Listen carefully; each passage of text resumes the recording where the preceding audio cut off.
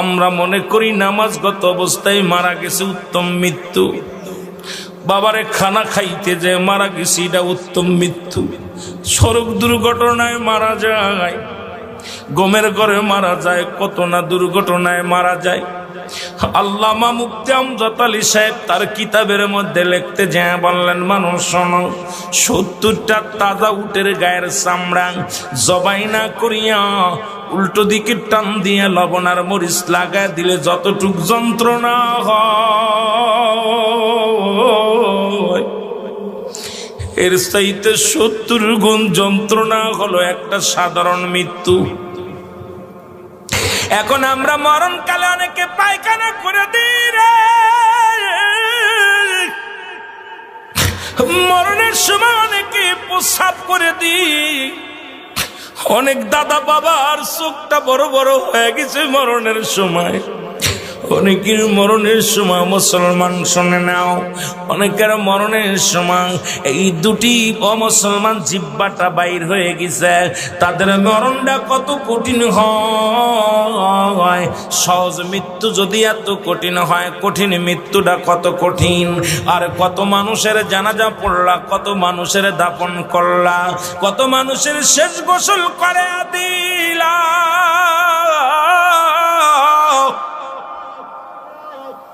আজকে একবারও চিন্তা করলে না তোমার গোসল কে করাইবে, তোমার কবর কে খুঁড়বে, তোমার জানাজা কে পড়বে রে মুসলমান, তোমার কে তোমার দাফন করবে? আল্লাহ,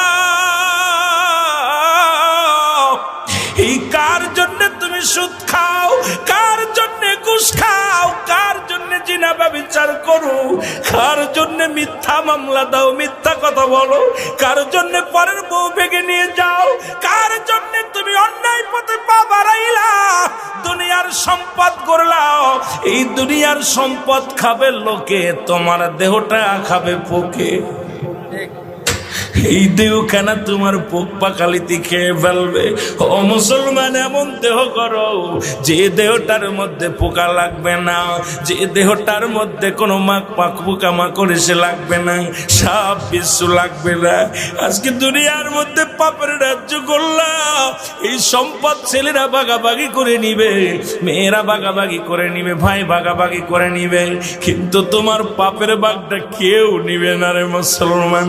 আজকে কেন এত পাপ রাজ্যে তোমরা পা দাও? কেন তোমরা নামাজ পড়ো না? কেন রোজা রাখো না?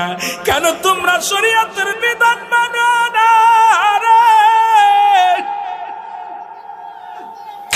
এই দুনিয়ার মানুষের কোন দিন যেন ডাকে যাবে আল্লাহ, এই দুনিয়ার মায়া ছেড়ে চলে যাব। এই দুনিয়ার ভিতরে ছিলাম না, থাকবো না, থাকা সম্ভব নয়। এই জন্য চোখের পানি ছেড়ে দাও, কাঁদো চোখের পানি। যে চোখ দিয়া মাছের চোখের মতো একটু পানি গড়াইয়া পড়বে, আমার আল্লাহ চোখ দুটি জাহান নামে দিবে না। ও মুসলমান, কত আলোচনায় বসলাম, চোখের পানি আসে না। কত বক্তার ওয়াজ শুনলাম, কেন অন্তর কাঁদে না? কেন আমাদের অন্যায় পথে এত ধাবিত হয়? কেন আজকে এত অন্যায় করি? একবার বয়াদা করে মুসলমান, ছোট্টবেলা থেকে শুনলাম, বাবায় কয় মানুষের মতো মানুষ হতে হবে, দাদায় কয় মানুষের মতো মানুষ হতে হবে, উস্তাদ কয় মানুষের মতো মানুষ হতে হবে। ও মুসলমান, গুরুজন কয় মানুষের মতো মানুষ হতে হবে। আপনিও মানুষ, আপনার বাবাও মানুষ, আপনিও মানুষ, আপনার মায়ও মানুষ, আপনিও মানুষ, আপনার উস্তাদও মানুষ, আপনিও মানুষ, আপনার পীর সাহেবও মানুষ। কেন আপনাকে মানুষের মতো মানুষ হতে বলেছিল? আজকে বুঝতে পারি রে মুসলমান, কেন বলেছিল। এই কেনর জবাব এখন বুঝতে পারি। কেন বুঝতে পারলাম শুনে নাও। আজকে ডক্টর MBBS ডাক্তার পাস করি আইসা রে, টাকার জন্য যাদের অপারেশন থিয়েটারে যাই না, আজকে ডাক্তারি PhD করিয়া বড় বড় ডিগ্রি নিয়ে ডাক্তার হইয়া টাকার জন্য যাদের হাতে রোগী মারা যায়, এই ডাক্তারগুলো মানুষ না অমানুষ? জোরে বলেন, মানুষ কি অমানুষ? আওয়াজ জোরে হয় নাই, মানুষ কি অমানুষ? এই মানুষ হইয়া ও মুসলমান শুনে নাও, অনেক টাকা পয়সা বানাইয়া বিদেশ থেকে ডিগ্রি আইনা অফিসে চাকরি পাইলা, সরকার বেচারা ৮০,০০০, ১,০০,০০০ টাকা, ৯০,০০০, ৫০,০০০ টাকা তাদের বেতন দেয়, তারপরও সে ঘুষ খায়। এই ঘুষখোর বেচারা মানুষ কি অমানুষ? জোরে বলেন, মানুষ কি অমানুষ? আইরে আমাদের দেশ নাই, আজকে পিয়নের হয় ৪-৫টা বাড়ি। আমার দেশে অনেক পিয়ন আছে রে মুসলমান, এই পিয়নের 10টা বাড়ি, তার বেতন হলো ৭,৫০০ টাকা। কেমনে সে ভিআইপি গাড়িতে চড়ে, কেমনে বাজানদের এই দুনিয়ার মধ্যে 5তলা বাড়ির মালিক হয়, 10তলা বাড়ির মালিক হয়? এরা আসলে মানুষ নয়, এরা হলো অমানুষ। যে ছাত্র শিক্ষক, যার ছাত্র ভাইয়েরা পাঠদান করতে যাইয়া ছেলেদেরকে প্রাইভেট পড়াবে বলে পার্সোনাল ভাবে ক্লাসে লেখাপড়া ঠিক মতো করায় না, প্রাইভেটের নিশায়, টাকার নিশায় যে ছাত্র জীবন নষ্ট করে দেয়, সেই শিক্ষক মানুষ কি অমানুষ? যারা বলে মানুষ কি অমানুষ? আওয়াজ নাই, আপনাদের মুখের জবান বন্ধ থাকলে আলোচনা হবে না। এ মুসলমান শুনে নাও, এই দুনিয়ার মধ্যে যে ছেলে লেখাপড়া শিখে গাঁজা গুলি খায়, কি মানুষ কি অমানুষ? যারা মাদক সেবন করে, এরা মানুষ কি অমানুষ? মুসলমান, আজকে দেশের সম্পদ যারা গাড়ি আগুন দেয়, যারা বোমা মারে, মানুষকে হত্যা করে, এরা মানুষ কি অমানুষ? এর মুসলমান, কোন মানুষ কোনদিন মানুষকে মারতে পারে না। এই মানুষকে পোড়ায়া দেয়, মানুষকে জ্বালায়া দেয়। আপনারা আবার কইলে আবার বলবেন রুহুল আমিন সাহেব বুঝি আমলিকের দালাল। নারে বাজান না, শুইনালন। যারা দেশের সম্পদকেও রক্ষা করতে পারে না, এই সমস্ত মানুষগুলো কোনোদিন মানুষ হতে পারে না। আমার দেশে অনেক পুলিশ আছে তাহাজ্জুদের নামাজ পড়ে, আবার কিছু পুলিশ আছে 20 টাকাও ঘুষ খায়, 10 টাকাও ঘুষ খায়। ওই পুলিশগুলো মানুষ কি অমানুষ? যারা বলো মানুষ কি অমানুষ? আজকে যারা মানুষ হইয়া লেখাপড়া করিয়া গো, বাবা মায়ের বৃদ্ধ বাবা মায়ের যাদের কাছে জায়গা হয় না রে,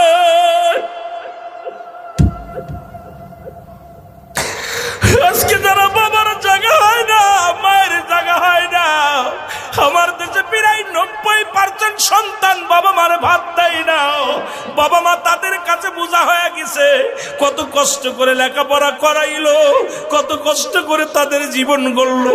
এই সন্তানগুলো মা বাবার তাদের খোঁজ নেয় না। এরা মানুষ কা মানুষ? আরো জোরে বলো, মানুষ কা মানুষ?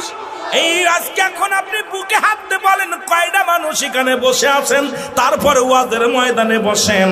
আগে আপনি একবার বুকে হাত দিয়ে বলেন আপনি মানুষ হতে পারছেন কিনা।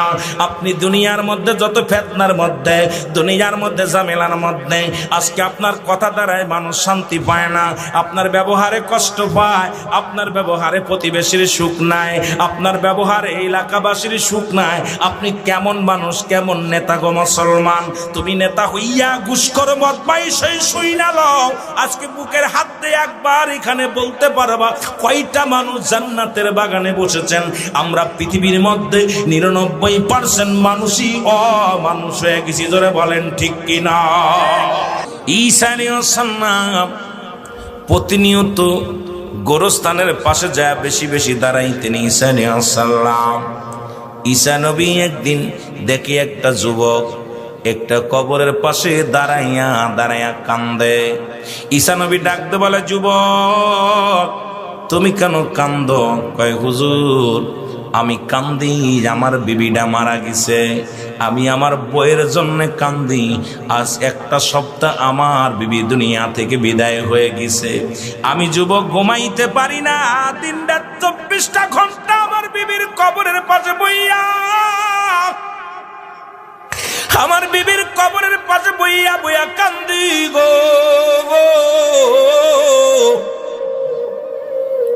ঈসা আলাইহিস সালাম বলে, যুবক রে, দুনিয়া থেকে বিদায় হতে হবে, দুনিয়ার প্রেম ছেড়ে দিয়ে মাওলার প্রেম করো। যুবক কয়, হুজুর আমার বিবিকে অনেক ভালোবাসতাম, আমার আল্লাহ যদি আমার বিবিরে ফিরাইয়া দিত অত্যন্ত খুশি হইতাম, কৃতজ্ঞতা স্বীকার করতাম। আল্লাহ তুমি আমারে নিয়ে যাও, না হয় বিবিরে আমার কাছে ফিরিয়ে দাও। আল্লাহু আকবার। আর একটু জোরে বলো আল্লাহু আকবার। ঈসা নবী ডাকতে বলে, যুবক তুমি তোমার বিবির কত ভালোবাসতে, হাকা যা অনেক অনেক, এত ভালোবাসতাম। এক পৃথিবী একদিকে, আমার বিবি একদিকে। আমি পৃথিবী চাই না, আই বিবিরে চাই, বিবি ছাড়া আমার জীবন শূন্য। মুসা ঈসা আলাইহিস সালাম ডাক দে বলে, ও কবরবাসী ওঠো। ঈসা আলাইহিস সালাম কাল্লা একটা মুজিজা দিয়েছিলেন, যিনি জিন্দা মৃত্যু ব্যক্তিকে জীবিত করার ক্ষমতা আল্লাহ তারে দান করেছিলেন। জোরে জোরে চিল্লায়া বলা যাবে না মারহাবা? আর একটু জোরে বলেন মারহাবা। সঙ্গে সঙ্গে কবর থেকে একজন যুবক,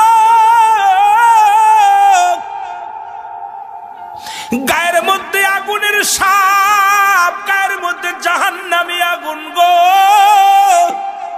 এই অবস্থায় কবর থেকে লাফ মেরে উঠেছে, সমস্ত গায়ের মধ্যে তার আগুন, মাথার মধ্যে আগুন, গায়ের মধ্যে আগুন, গায়ের মধ্যে অনেক জায়গায় আগুনের সাপ গুলো ঠুকাইতেছে। যুবকটাকে দেখেই ঈসা আলাইহিস সালাম তাকা আছে, ঈসা নবীকে দেখেই যুবক চিনে ফেলেছে, সঙ্গে সঙ্গে যুবক পড়ে ফেলেছে, লা ইলাহা ইল্লাল্লাহু ঈসা রূহুল্লাহ। জোরে জোরে চিল্লায় বলা যাবে না মারহাবা? সঙ্গে সঙ্গে যুবকের গায়ের আগুন লিবে গেছে, সাপগুলো জুড়ে গেছে।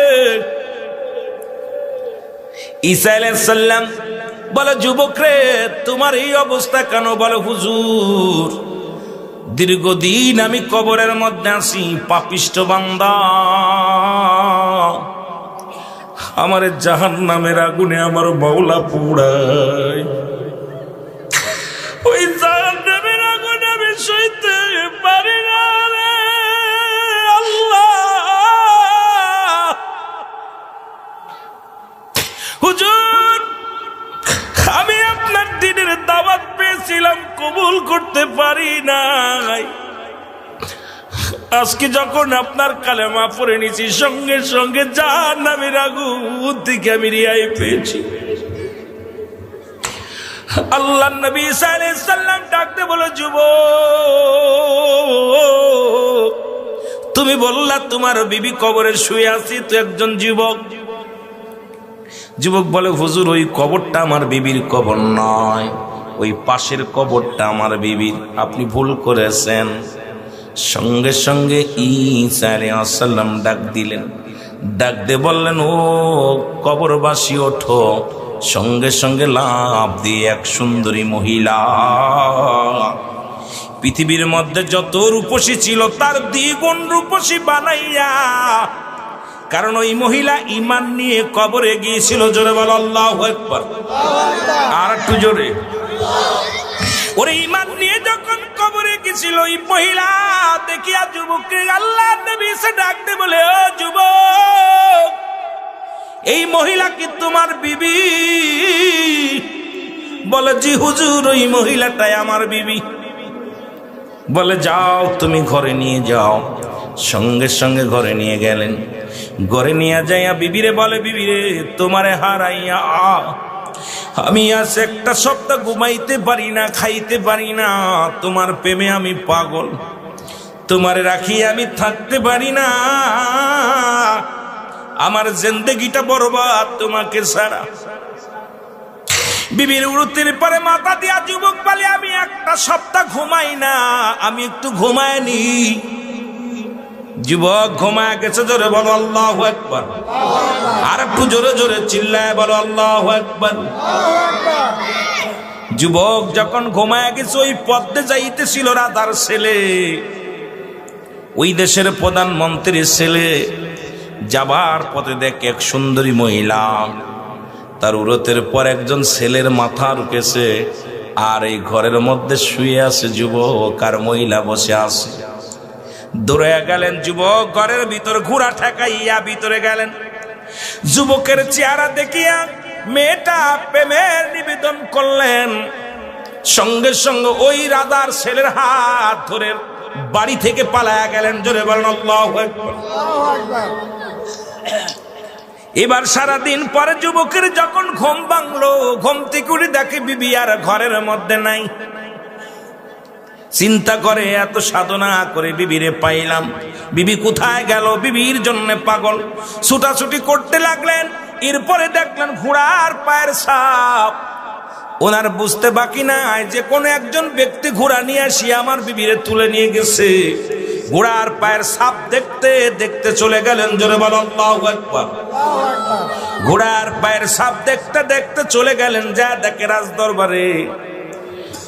দরবারে রানীর বেশে বিবি বসে আছে। রাজার ছেলের সঙ্গে রঙ্গলীলায় আছে।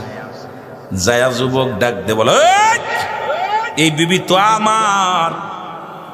রাজার ছেলের ডাক দে বলে, হুজুর এই বিবি তো আমার বিবি আপনি কেন আনছেন?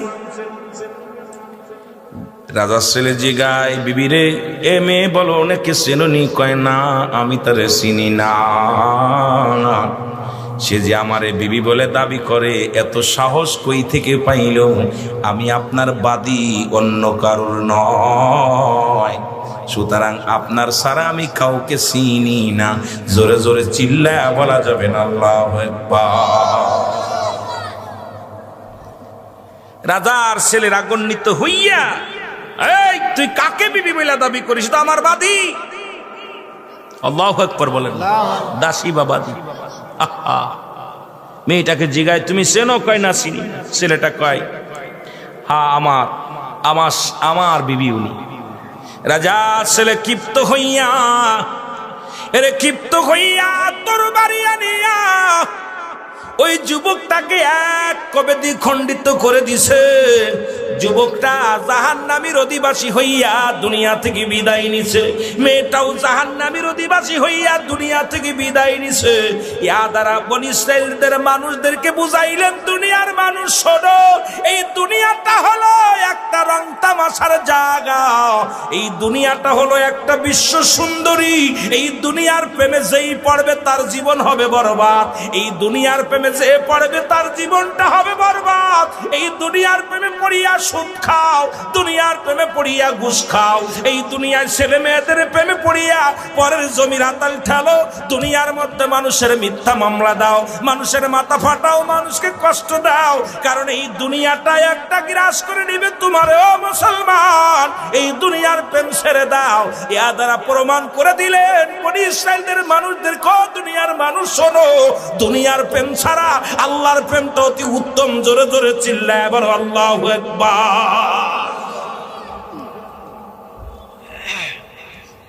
মানুষ দুনিয়ার পিছে এমন ভাবে ধরছে, কবরে যাওয়ার সময় হয়ে গেছে, এখনো নামাজ ঠিক মতো পড়ে না, এখনো ঠিক মতো ওজিফা ঠিক মতো করে না, এখনো নাতিরে বিয়ে করতে চায়।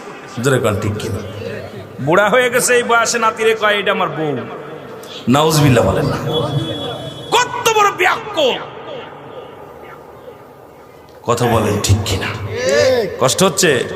আমার মরণ নসিবে কখন কেউ তো জানি না, আমার মরণ নসিবে কখন এই আমি চলে যাব, আমায় তোমরা ভুইলা যাইও না, আমি চলে যাব, আমার মরণ নসিবে কখন কেউ তো জানি না, আমার মরণ টাকা পয়সা দালান কোটা জাগা করেছি, সব কিছু ফেলাইয়া যদি একাই চলেছি রে, আমি সব কিছু ফেলাইয়া যদি এই আমি যাবার কালে ভেবে দেখি আমার কেহ নাই, আমি যাবার কালে ভেবে দেখি নাই, আমার মরণ নসিবে কখন কেউ তো জানি না, ডানে বামে মাটি আমার, আরো জোরে বলেন ডানে বামে মাটি আমার। এ দুনিয়ার মুসলমান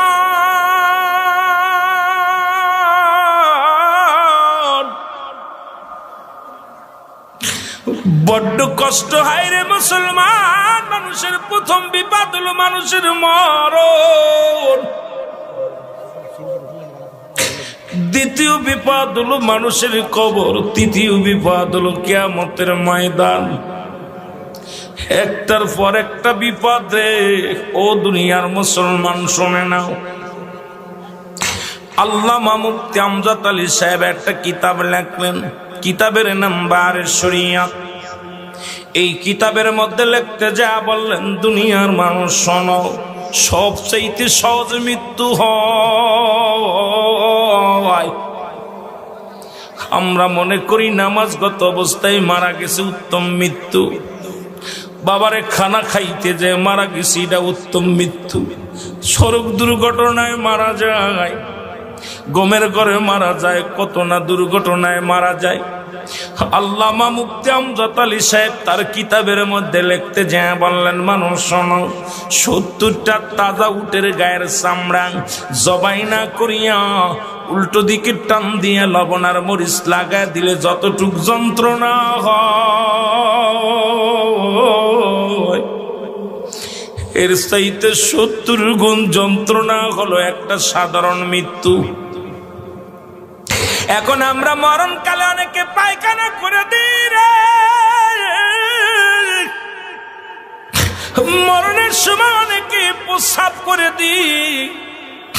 অনেক দাদা বাবার চোখটা বড় বড় হয়ে গেছে মরণের সময়। অনেকের মরণের সময় মুসলমান শুনে নাও, অনেকের মরণের সময় এই দুটি অমুসলমান জিহ্বাটা বাইর হয়ে গেছে। তাদের মরণটা কত কঠিন হয়। সহজ মৃত্যু যদি এত কঠিন হয়, কঠিন মৃত্যুটা কত কঠিন। আর কত মানুষের জানাজা পড়লা, কত মানুষের দাফন করলা, কত মানুষের শেষ গোসল করে দিলা।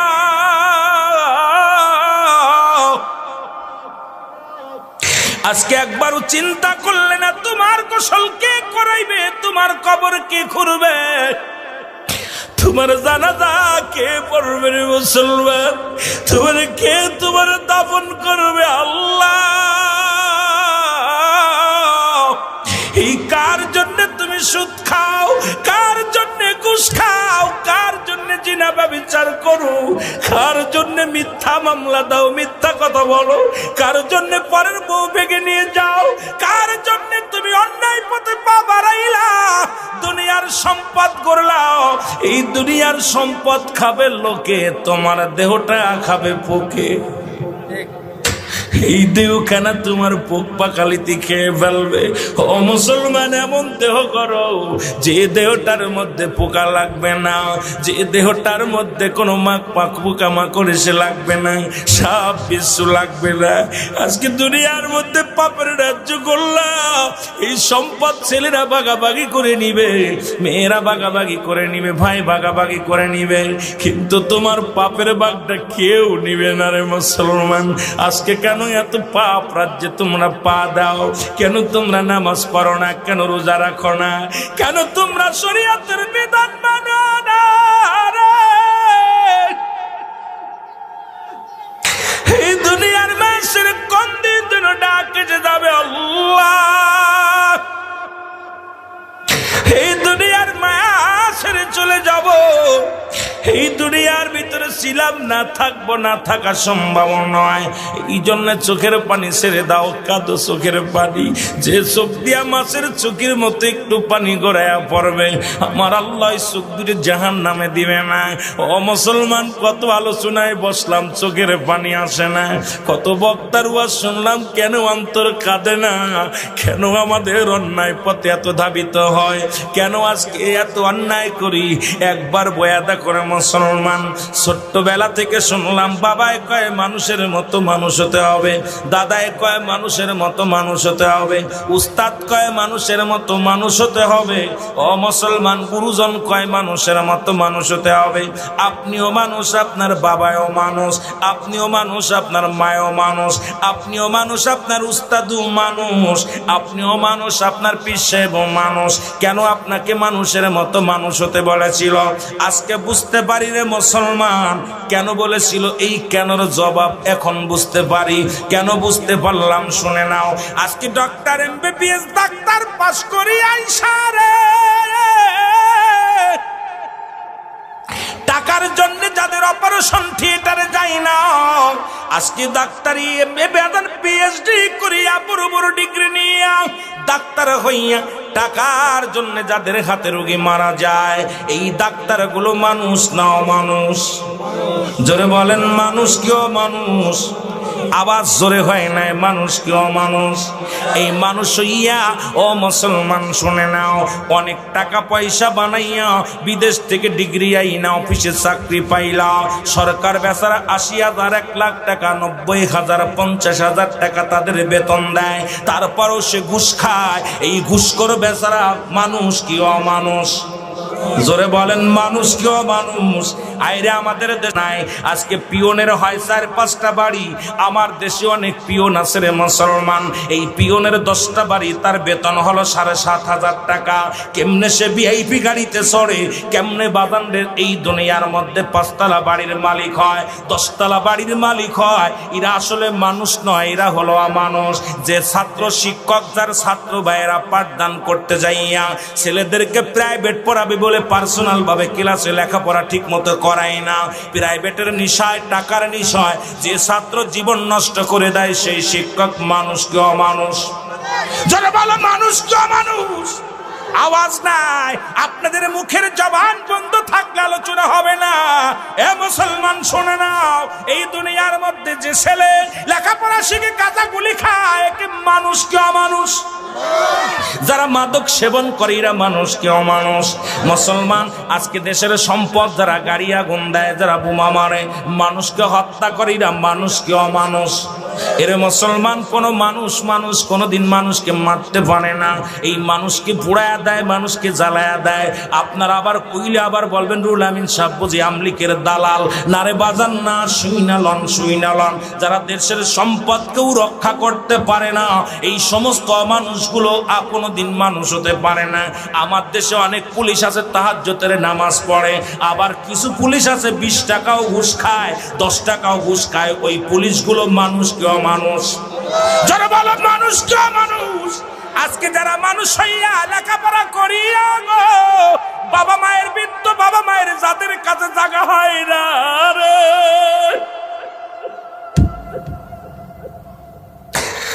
আজকে যারা বাবার জায়গা হয় না, মায়ের জায়গা হয় না, আমার দেশে প্রায় 90% সন্তান বাবা মারে ভাত দেয় না।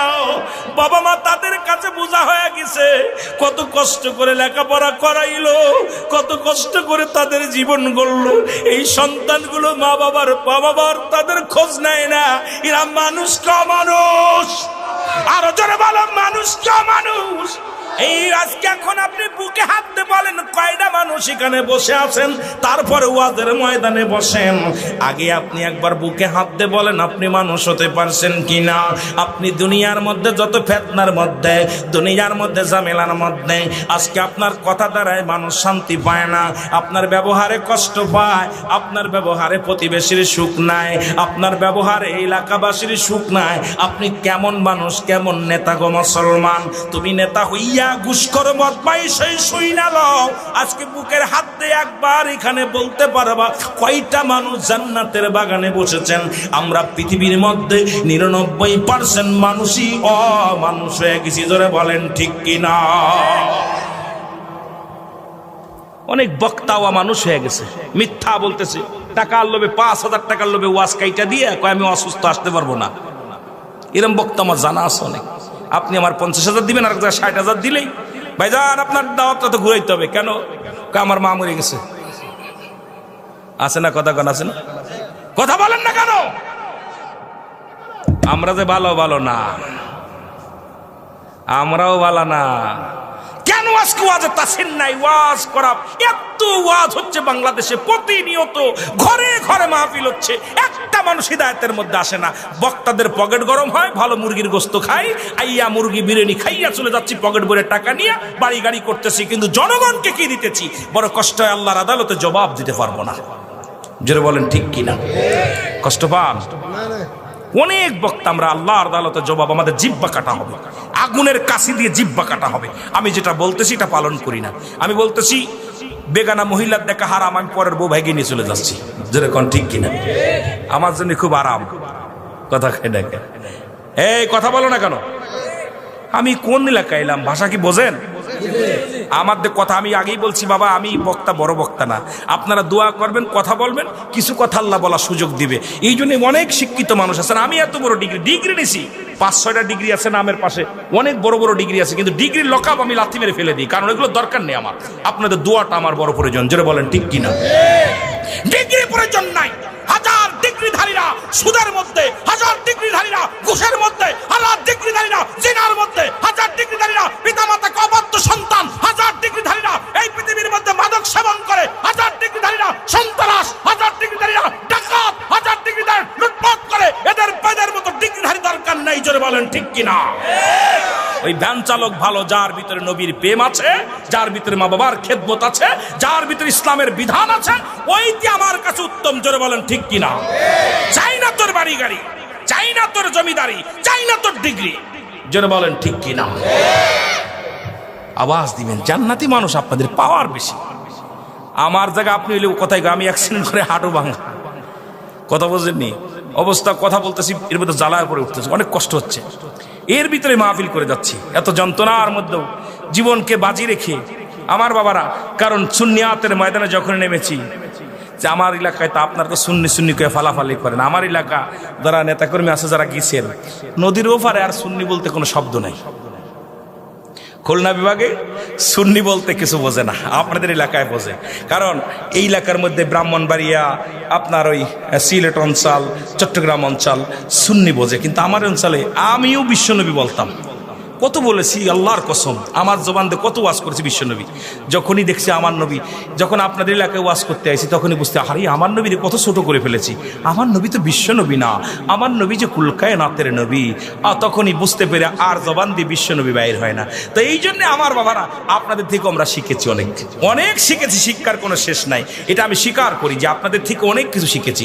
কারণ আমার নবীজি বলে গেছেন, আমি দেখতেছি অচিরেই পূর্বাঞ্চল থেকে একদল লোক আবির্ভাব হবে, হাতের মধ্যে থাকবে লীল সাদা কি পর সবুজ পতাকা, জবানে থাকবে নারাই রিসালাত ইয়া রাসূলুল্লাহ ইয়া হাবিবাল্লাহ ইয়া নারাই তাকবীর আল্লাহু আকবার।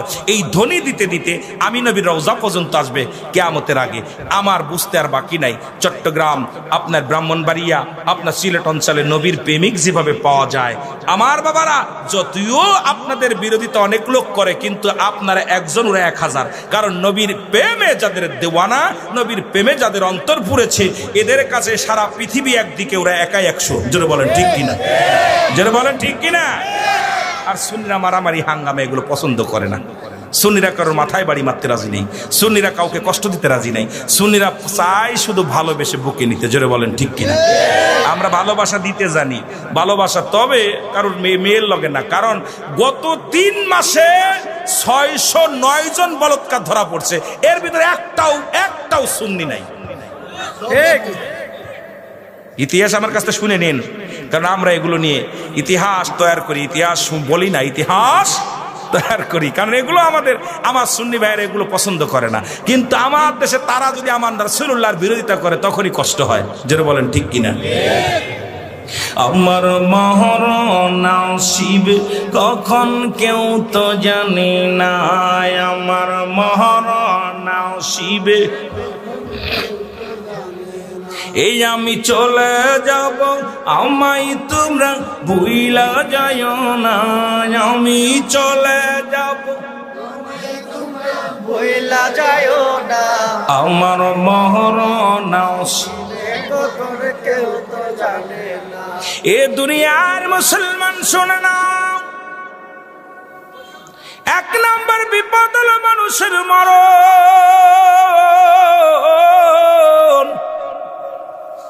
2 নম্বর হলো কবর, 3 নম্বর হলো কিয়ামতের ময়দান। মরণ নাই কার কার, একটু হাত দুখানা তোলেন। মাশাআল্লাহ, সবাই জ্ঞানী হয়ে গেছে। মরণ আছে, ঠিক কি না? মরণ আছে। পৃথিবী থেকে পালানোর কোনো জায়গা নাই। কোথায় পালাবে? পালানোর কোনো পথ খোঁজা দুষ্কার। কেন আমার এই ক্ষুদ্র জ্ঞানে দেখছি যে এখান থেকে পালাইয়া মরণ থেকে পালাইবেন এমন কোন রাস্তা আমি তো খুঁজে পাই না। যখন যে হালাতে থাকবেন সেই হালাতেই হুকুম আসলে একটা সেকেন্ড দেরিও নাই, একটা সেকেন্ড আগেও না। জোরে বলেন ঠিক কিনা? পরেও না, আগেও না। তার প্রমাণ করতে যাই একটা কথা বলি। এ মুসলমান, মরিয়াম, ঈসা ইবনে মরিয়াম, মারহাবা বলেন আর একটু জোরে। ঈসা ইবনে মরিয়াম, মরিয়াম আলাইহিস সালাম ঈসা নবীকে ডাকতে বলে, বাসায় আমি তোর মা জননী, আমার জন্য কিছু ফল নিয়ে আয়। কি নিয়ে আয়? ফল। কোরআন শরীফের ভিতরে অসংখ্য জায়গা ফলের কথা, ফুলের কথা আল্লাহ বলছেন। আপনার সূরা রহমানের ভিতরে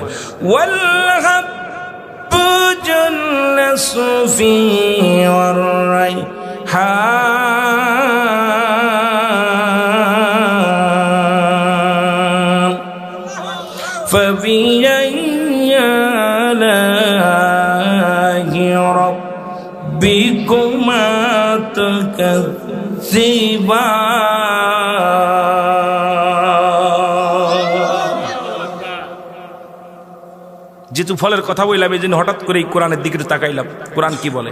আল্লাহ বলে, পৃথিবীর মধ্যে যত ফল আমি দান করেছি, কি দান করেছি? ফল। প্রতিটা ফলের উপরে আমি আল্লাহ কাবার দিছি, খোসা দিছি। সুবহানাল্লাহ বলেন। কোরআন কত সুন্দর সমাধান দেয়। আল্লাহ বলেন, বান্দারে শোনা নাও, পৃথিবীর মধ্যে আমি যত ফল দান করেছি, খাদ্য দ্রব্য বান্দা খাবে, প্রতিটা ফলের উপরে আমি আল্লাহ কাবার লাগায় দিলাম। বাবারে, কাঁঠালের উপরে খোসা, আমের উপরে খোসা, বেদেনার উপরে খোসা, ধানের উপরে খোসা, চাউলের উপরেও খোসা। পৃথিবীর মধ্যে যত খাবার বান্দা খাবে, প্রতিটা খাবারের উপরে খোসা লাগায় দিছে। কেন লাগায় দিছে শুনে নেন। আমার আল্লাহ কয়, বান্দারে এই ফলগুলো আমি আল্লাহ দান করেছি, আর এই ফলগুলো বান্দা খাবে, বান্দার দেহটা ভালো থাকবে, আমি আল্লাহর শুকরিয়া আদায় করবে, আমি আল্লাহর গোলামি করবে। বান্দার দেহ যদি ভালো না থাকে, আমার বান্দা আমার ইবাদত করে শান্তি পাবে না।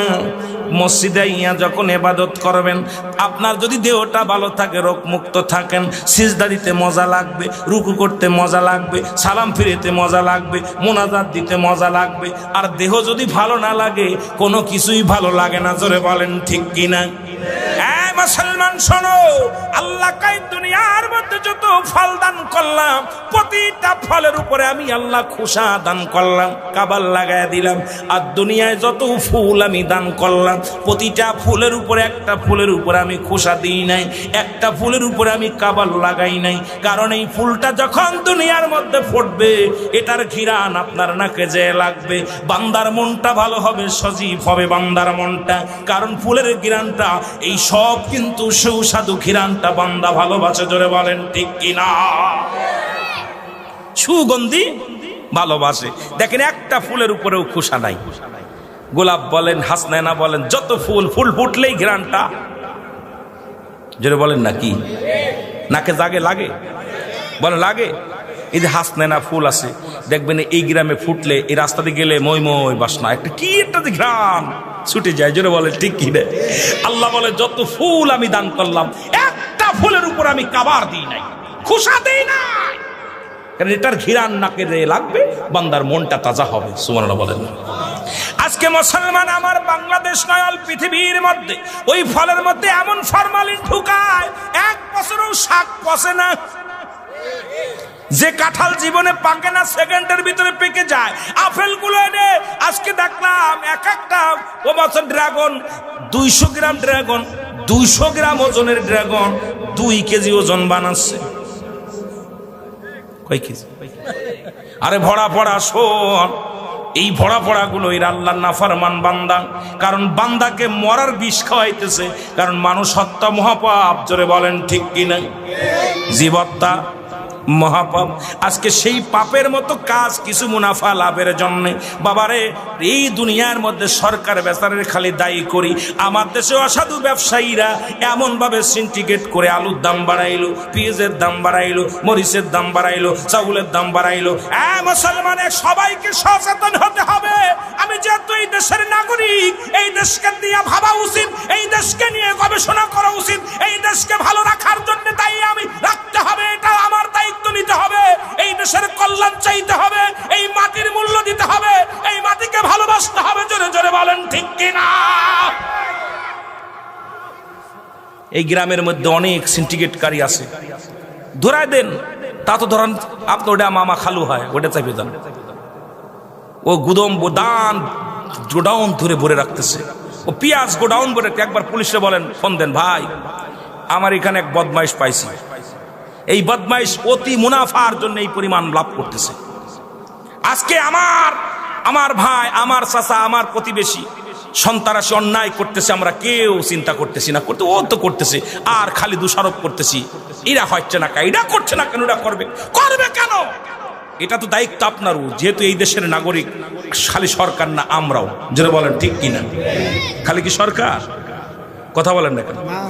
রাস্তার ইটগুলো চুরি করে বাড়ি নিয়ে চলে যাচ্ছে। আমি গত কয়েকদিন আগে গেছিলাম আপনার ওই অষ্টগ্রামে। আমাদের রাষ্ট্রপতি হামিদুর রহমান সাহেব, উনি এত সুন্দর রাস্তাঘাট করেছে। আরে বদমাইশের দলেরা, চোরের দলেরা রড গুলো খুলে খুলে, পাথর ইট দিয়ে বাড়াই বাড়াই, দেখি আপনার হাতুর দিয়ে বাড়াই বাড়ি রড, ওর ভিতর থেকে রড গুলো বের করে নিয়ে বেসছে। 1 কেজি রড 60 টাকা 50 টাকা বিক্রি করতেছে, অথচ 1 কেজি রড কিনা হয়েছে 109 টাকা দামে, 103 টাকা দামে 1 কেজি রডের দাম, সরকারি দাম। সেই রড গুলো 50 টাকার জন্য চুরি করতেছে, রড গুলো ভেঙে। আমি আমার গাড়ি নিয়ে যাইতেই পারি না, কি কষ্ট। আশ্চর্য হয়ে গেলাম যে চোরের দলদেরকে কিভাবে উন্নয়ন করবেন, কিভাবে সমাজ বাঁচাবেন। আর এগুলো ধরার জন্য আমি এই গ্রামে কি হচ্ছে আপনারা বোঝেন না? এই রাস্তাটা তো আপনার আমার রাস্তা, এই রাস্তাটা আপনার, আপনি চলেন না? আপনার ছেলে খুঁজতেছে, আপনার ছেলে নষ্ট করতেছে, আপনার ছেলে দা দিয়ে নষ্ট করতেছে, আপনার চোখে পড়তেছে না, আপনি কিছুই বলতেছেন না। দায় ঠেকেছে এমপি সাহেব, দায় ঠেকেছে চেয়ারম্যান সাহেব, দায় ঠেকেছে মন্ত্রী সাহেব। আমরা গা এড়াল দিয়ে চলতেছি। আল্লাহর আদালতে জবাব দিতে পারবেন না। কেন? অন্যায়কে যে ব্যক্তি সয় আর অন্যায় যে করে সমপরিমাণ পাপী। জোরে বলেন ঠিক কিনা? অন্যায় যে করে আর অন্যায়কে যে সাহায্য করে। আমি আশ্চর্য হয়ে গেছি, আমার গাড়িতে একদম সামনে দেখবেন মাঠ ঘাটটা সব ভেঙ্গে চুরে অবস্থা খারাপ। দেখি রড কেটে নিয়ে, রড টেনে টেনে উঠায় ভেঙ্গে রোড ভেঙ্গে। কত বড় নিকৃষ্ট মানব জাতি! এদেরকে কিভাবে সাহায্য করবেন? এদের সহযোগিতা কেমনে করবেন? আজকে প্রতিটা মানুষ আমাদের আগায় আসতে হবে, দেশের জন্যে, দেশের জাতির জন্যে, সমাজের জন্যে। এক ভাই, এই জন্য ইসলামের বিধান যদি কোনো আলেম থাকলে আগে ইসলামের আবিধানিক শাব্দিক অর্থটা আগে পড়বেন, তারপরে কোরআন তাফসীর করবেন, তারপরে ওয়াজ নসিহত করবেন। আল্লাহ যে বললেন ইয়া আইয়ুহাল্লাযীনা বিশ্বাসীরা, ইয়া আইয়ুহান নাস বলে নাই, আল্লাহ বলছে ইমানদাররা, বিশ্বাসীরা, আদখুলু ফিস সিলমি কাফা, পরিপূর্ণভাবে প্রবেশ করো। কিসের মধ্যে? ইসলামের মধ্যে। ইসলামের আবিধানিক শাব্দিক অর্থ হলো 82টা। কয়টা? 80 থেকে 82টা। এই মুফতি সাহেবরা, ইমাম সাহেবরা, মাওলানা সাহেবরা, আমলিগ, বিএনপি, যত দল আছে সব আগে এটার বিধান আগে মেনে নাও। যত তাফসীর কারো কাছে শোনো, এটার উপর আগে বিশ্লেষণ করো। ইসলাম মানে আত্মসমর্পণ, ইসলাম মানে নিজে না খেয়ে অন্যরে খানো, ইসলাম মানে একত্ববাদ, ইসলাম মানে শান্তি, ইসলাম মানে নারীর সতীত্ব পাহারা দেওয়া, ইসলাম মানে নিজে না খেয়ে অন্যরে খাওয়ানো, ইসলাম মানে নিজে না ঘুম অন্যরে ঘুম পাড়ানো। এই আবিধানিক অর্থে আসলে যখন এইটা ভালো লাগে, এইটা দিতে গেলে খুব কষ্ট হয়। মানো ইসলাম। এক ইসলামের আবিধানিক শাব্দিক অর্থ যদি কোনো মুফতি মুহাদ্দিস যদি জানতো, আল্লাহর কসম এই সমাজ শান্তিতে ভরপুর হয়ে যেত। কিন্তু আমরা খালি বলি ইসলাম মানে শান্তি, ইসলাম মানে আত্মসমর্পণ, ইসলাম মানে শান্তি। এরে এই দুই সেক্টর ভিতর সীমাবদ্ধ নয়। ইসলাম মানে যদি নারীর সতীত্ব পাহারা হয়, তাহলে আমার দেশে যে সমস্ত মা বোনের ইজ্জত হারাচ্ছে, আমাদের প্রতিটা মানুষের দায়িত্ব তার পাশে দাঁড়ানো। জোরে বলেন ঠিক কিনা? কথা বলেন না কেন? আমার দেশে যদি ইসলাম মানে যদি নিজে না খেয়ে অন্যরে খাওয়ানো হয়, তাহলে আপনার অঞ্চলে যারা ক্ষুধার্ত অবস্থায় মরতেছে, সরকারের সহযোগিতা আমরা বড়লোক যারা আছি, একটু মধ্যবিত্ত ফ্যামিলি যারা, তাদের পাশে দাঁড়াইলে এলাকার সমাজের এইগুলো গরিব মানুষগুলো মুখে আহার আসে, তারা শান্তি ফিরে পায়। জোরে বলেন ঠিক কিনা? কিন্তু আপনি কি করতেছেন? ওই গরিব মানুষটার জমিটা দখল করবেন কেমনে? ওই গরিব মানুষকে কেমনে এলাকা থেকে উচ্ছেদ করবেন? ওই গরিব মানুষটা জমিটা কেমনে দখল করবেন, ভোগ দখল করবেন? ছল কৌশলে পরামর্শ করে যে কোনো উপায়, কারণ আপনার বাড়িওয়ালার কাছে এত টাকা সম্পদওয়ালার কাছে গরিব মানুষ মানায় না, ওকে বিতাড়িত করার চিন্তা আপনার মাথায়। তাহলে আপনি সমাজে কিসের মুসলমান, কিসের আপনি ইমানদার, কিসের মানুষ? আপনার গরু হওয়া উচিত ছিল, আপনাকে ছাগল হওয়া উচিত ছিল, আপনার বেড়া হওয়া উচিত ছিল। আপনি তো আসলে মানুষ। মানুষ হয়ে যদি আপনার ব্যবহার হয় অমানুষ, তাহলে আপনি কেমন মানুষ? কষ্ট পাচ্ছেন আপনারা? কষ্ট পাচ্ছেন? আহা, একজন চোর চুরি করে, আপনি 10 জন মিলে একটা রিক্সা কিনে দেন। আপনি জানেন এই চুরি করে, ওকে সুযোগটা দেন। আপনি কি করতে? তার হাত ভেঙে দিচ্ছেন, পা ভেঙে দিচ্ছেন। আহা, আপনি একবার সুযোগ দেন না। আপনি তাকে 10 জন মিলে গ্রামের মানুষ ডাক দেন, ডাকে তাকে বুঝান, একটা টুপি কিনে দেন, পাঞ্জাবি কিনে দেন, এরপর একটা রিক্সা ভ্যান কিনে দেন 10 জন মিলা, একজন মিলা, যে বাবা তুই এটা কর, এটা মহাপাপ, এটা ছেড়ে দে। দেখবেন ও ছেড়ে দিবে, কারণ ও যখনই আয়ের উৎস পেয়ে যাবে তখন ও অন্যায় কাজ ছেড়ে দিবে। আমি কি করতেছি? ওই ভ্যানটা ওর কাছ থেকে কোনভাবে যদিও ভাড়া দিই, 3 টাকার ভাড়া 1 টাকা দিই, ও চিন্তা করে কি রে এত দূর আসলাম, 1 টাকা ভাড়া দিল, ও কি করবে? আর এক জায়গায় দুর্নীতি করবে। এই দুর্নীতি থেকে বাঁচতে হলে সবাইকে সচেতন হতে হবে। যেহেতু আমরা বাংলাদেশের মানুষ, আমরা গরিব রাষ্ট্রের মানুষ, আমাদের সকলের ঐক্যবদ্ধ হয়ে দেশ চালাতে হবে। জোরে বলেন ঠিক কিনা? ঐক্যবদ্ধ হয়ে দেশ চালাতে হবে, দেশের স্বার্থে কাজ করতে হবে, সমাজের স্বার্থে।